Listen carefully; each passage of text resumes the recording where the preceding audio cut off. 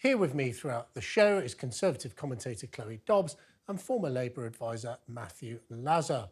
Also joining me to talk about the coverage of the tragic death of Labour advisor Derek Draper are TalkTV's political correspondent Alicia Fitzgerald and TalkTV's presenter Kevin O'Sullivan. Kevin, we heard just within the last few minutes actually about the tragic death of Derek Draper, and as well as being a giant of the political scene here in the UK, people will be acutely aware of how public both he and his wife Kate Garraway have been about their huge struggle with Derek's health following contracted COVID at the start of the pandemic. They really told the story of so many British people throughout that pandemic, didn't they? They really did. The thing about Kate Garraway is you won't find anyone in the television industry or in the showbiz industry in general to say a nasty word about her. I mean, I wouldn't say I know her well, but you know, I've known her for many years. She's a lovely woman, and I can't think of anyone worse for this to happen to. Derek was a nice guy too. Has died aged 56 after contracting COVID back in 2020. Probably one of the most severe long COVID incidents to do with that. He was almost sort of patient zero, wasn't he? Yes, exactly. And I don't think anybody went through anything worse than him. He, after 2 years or 3 years of struggling, a really courageous battle.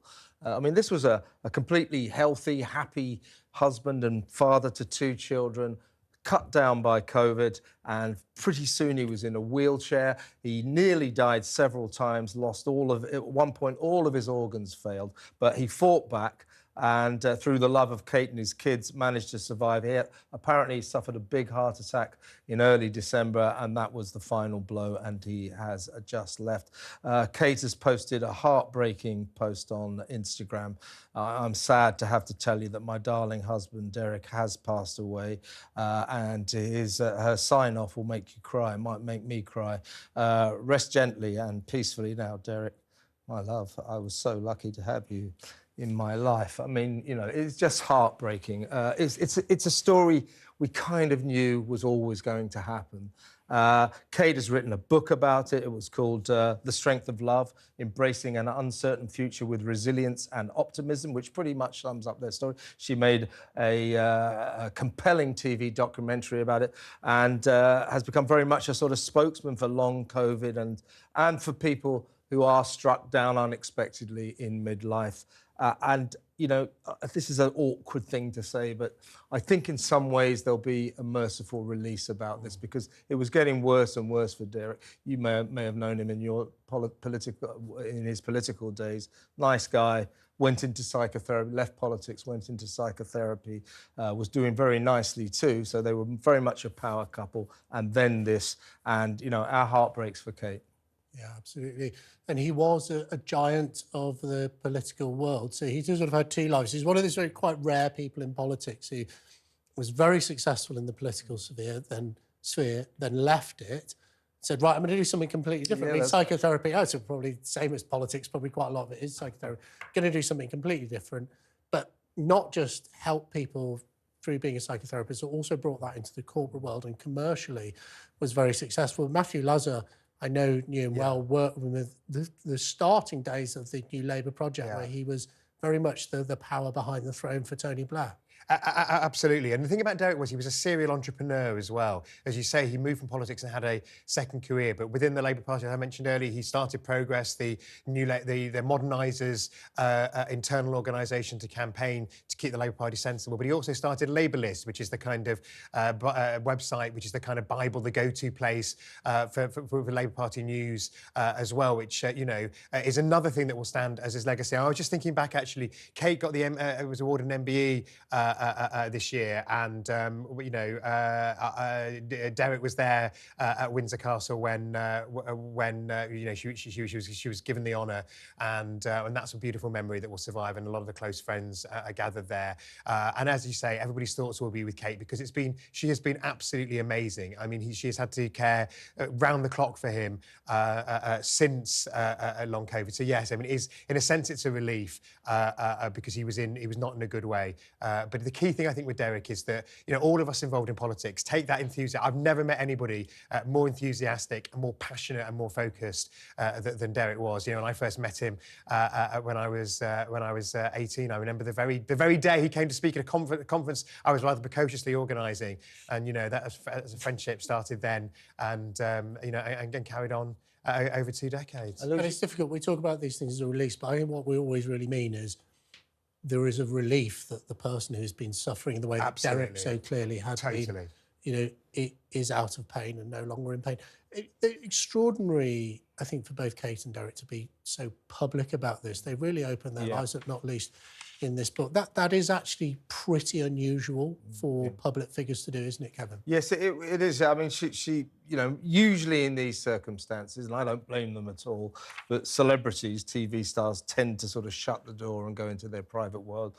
Most people would, but Kate and Derek decided we'll make a thing of this. We'll show that long COVID, and we'll show the story of how suffering, a family can endure suffering. She made 2 documentaries about it. The other one was called Caring for Derek, and I think she won an award at the National Television Awards. And that's the thing about Kate. I mean, the horror she's been through for the last 3 years, and unbelievably, don't forget she's a big host on Good Morning Britain. She took over from Piers Morgan on Life Story, so she maintained an extremely busy career while devoting every spare minute she had to her family and Derek.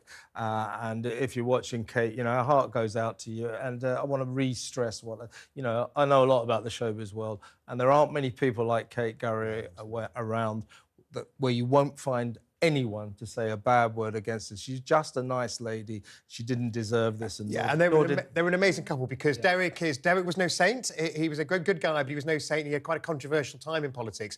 And then when he married Kate, in a sense, it was a second chapter in his life. You know, and she kind of, you know, she brought a kind of calmness to Derek's life, which was very special, and the kids meant so much to them. So, you know, those of us who knew him for a very long time could see the kind of the 2 stages and how much they meant to each other. So, I mean, that's why it's, you know, it is absolutely tragic, really. And I'm just getting texts from people throughout the Labour Party who are just kind of, you know, obviously we knew it was coming, but it just seems such a generational thing, really, for us that somebody in their 50s who, you know, was around when we were all starting in politics has gone. So, yeah, very big. Extraordinary big quote impact from Kate here, which she gave after making the Caring for Derek documentary, talking about having to devote most of her life to caring for her beloved husband. She said, as much as you don't begrudge doing it, it is very hard. You saw me frustrated, depressed, emotional, and I've been all of those and more in recent weeks and months. That's the thing about caring. You want it to carry on because you want the person surviving to be with you, but there isn't an end point, and it doesn't get any easier. Pretty powerful stuff, I think. I just like so brutally, I mean, so brave, brutally honest. And I go back to the point, it was just such an important thing for them to do as a couple, because it reflects the experience of so many up and down this country, not just following the COVID pandemic, but so many carers up and down this country. And I think that's why, you know, Kate and Derek's extraordinary story of the support that they gave each other through life, and Kate supporting Derek and caring for him, is important. It's why we're talking about it here on TalkTV, because it just speaks for so many people who never normally have a voice out there in the public discourse. And I think that's why it's touched so many families. Alicia, we've seen that Alistair Campbell has already come out and passed on his condolences. We are expecting other political figures to come out throughout the day, aren't we? Yes, we definitely are. I'm just going to get Alistair Campbell's tribute up, because I think he wrote it in such a nice way that I think definitely reflects the sentiment of lots of people. And he said, "Very sad to hear the news about Derek Draper. He was a huge character, a giver, not a taker, and had so much more to give before COVID took its toll. Sad above all for Kate Garraway and the children. Their love and support was profound and unshakable to the end." And I'm sure we'll probably hear from Keir Starmer and Rishi Sunak, along with lots of other very senior... And all of those great sort of powerhouses of the new Labour movement, you know, Tony Blair, Gordon Brown, Jack Straw, and others. Well, anyway, well, thank you for reading that out.